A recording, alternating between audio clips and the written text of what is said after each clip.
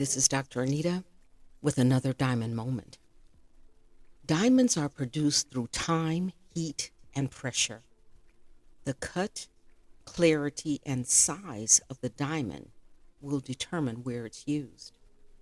The use of the stone adds to its value. What pressure have you been under? What is the cut of your personality? Do you have a clear perspective of who you are? And does that perspective line up with where you want to go?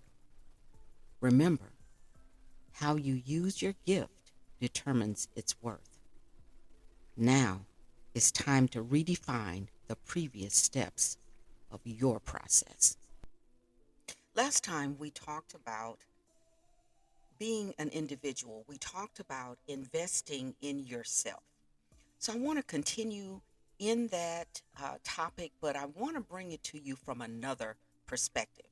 Remember, the various facets of the stone will reflect light in different ways, which brings out a different level of clarity and beauty in the diamond.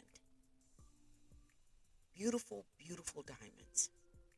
One of the things that we have been innately given is an individual personality. I've heard people talk about, why does God allow this, or God let this happen? And it is wrapped up, the answer to that is wrapped up in the beauty of the fact that we're individuals. We have a free will. We can do what we will. We are not limited in any way. That freedom with a lack of limitation or boundaries is a two-edged sword. It can cut one way or the other. On one hand, we see people who are able to overcome because they've taken on an individual, invest in yourself type of attitude. The other side of that is not allowing yourself to empathize or be a part of the human condition. And that also we're seeing in the world today. Before I get too far into our topic for today, which again is investing in yourself, and I'm looking at today's discussion as the difference between us and them. What's the difference between us and them? The difference is me. I am the difference. Scripture tells us not to think of ourselves more highly than we ought to think. People have taken that to mean that we're supposed to be demeaning. We're not supposed to esteem ourselves as valuable. That is not at all what it means. What it means is that we need to have some balance in the way that we go about living our lives. Everything is not about you. When we overvalue ourselves, we put ourselves in a position that everything is about us. And because everything is about me, I feel obligated to get everybody straight, to let you know this, and this. That's not what our role is. We're supposed to invest in ourselves, yes. We talked last time about education, about getting our physical selves in a condition to be able to accomplish whatever it is that we want to accomplish in life. But I want to add to that. I want us to look inside. You can't be beautiful with flaws inside. The most valuable diamond is called a flawless diamond. And a flawless diamond can be small. It doesn't have to have the most carats, the most weight. It can be a small diamond, but without flaws. You know, I went down the street on my way home the other day, and there was a lady standing outside with a sign, Jesus is coming. Jesus isn't coming back for what we have going on right now. So you can relax on that. He said he was coming back for a church or a bride, a group of people without spot or wrinkle. And what we're seeing right now is real spotty and real wrinkly. So I wouldn't worry about Jesus coming back right now. What I would say is you need to look at yourself. You need to evaluate what's going on the window of your soul. What do you see that needs to be cleaned up? And be about doing that. We talked about in the past how sometimes people can be so involved in what's on your plate that they completely neglect what's on their plates. And so we have to be careful about that. We have to be willing to critically evaluate ourselves in order to be in a position to make a impact on society, to be able to uh, be a benefit to our families, to those our friends. We have to do that in a way that is not limiting. We have to be willing to invest in ourselves, but it does not mean that we're supposed to divest in the group. What do you mean by that, Dr. Anita? Thanks for asking. There's a philosophy that says, I think, therefore I am. There's a portion of our community, the African American community, whose philosophy is, we are, therefore I am. We have to learn how to invest in ourselves without divesting in the group. We have to develop a balance. We must have boundaries. If we don't have boundaries, we will never accomplish our goals, dreams, and desires. But we also have to realize that we need each other.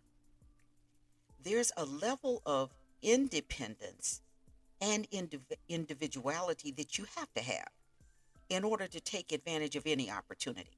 I can't allow my neighbor to determine how I move or how quickly I move. I have to be able to invest in myself enough so that when the opportunity arises, I'm able to take advantage of it. The expression is that success is the point where opportunity and preparation meet. So, therefore, in order for me to be successful, I have to invest in myself, but I also have to do that in the context of being a part of something greater. So, when it's me first, there's an issue. We're seeing that around the world. We're seeing that in line with in the United States the last um, 4 or 5 years, where people begin to see themselves as more important than anything else. We got that understanding from the leadership in the United States that it's me first and everybody else can catch on. If they do, fine, and if they don't, oh well. But that's not, and I would present to you that that's not a way that we can continue to live our lives. We have to look at things in terms of the greater, because as we found out during pandemic times, one person can keep a pandemic spreading. The interaction between people can either bring an end to an issue or it can exacerbate and continue the issue. We have to be able to realize that I am not an island, that yes, I do have to input into myself in a way that causes me to be able to accomplish my hopes, dreams, and desires. But I also have to realize that I am a part of a group. So when we're looking at individualism, is to think of yourself as an individual before you think of yourself as a part of a group. And so while you're getting all the benefits of that group, you're still an individual. So you see people who say, yeah, I see the horrible things that are taking place. I saw what happened to Mr. Floyd. I see what's happening on the news. I see how people's rights are being taken away. But I'm not a part of that. I'm a good person. I didn't do that. Well, no one is saying that you're not a good person, but what we're saying is that when you divest yourself so much from the group and invest so much into individualism, you lose a heart. You lose the ability to change what's going on around you. So while we want to be a part of the success of our lives, we want to not allow people to limit us on how far we can go or what we can do.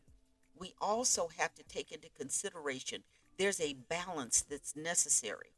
And that balance requires us to become a part of what's going on around us. It requires us to say something when we see injustice. It requires us to utilize our voice for the good of all. We can't just look at me first, me only, my four and no more, because we rely on each other as a part of the group to be able to accomplish anything that we do in life. If we took one member of one ethnicity and set them alone, they could not accomplish anything. It takes the input of the group in order to survive, in order to achieve, in order to advance. So we have to look at ourselves in a way that doesn't cut us off as the individual, but allows us to become a part of the collective. I think, therefore I am, or we are, therefore I am. I hope this makes sense to you and that you'll continue listening. I believe that there's something that you can learn to grow into what you've always wanted to be. Don't forget, you have to invest. Thank you for listening. Remember to visit my website at www.DrAnitaMc.com. That's DrAnitaMc.com for links and additional information. Always invest in yourself.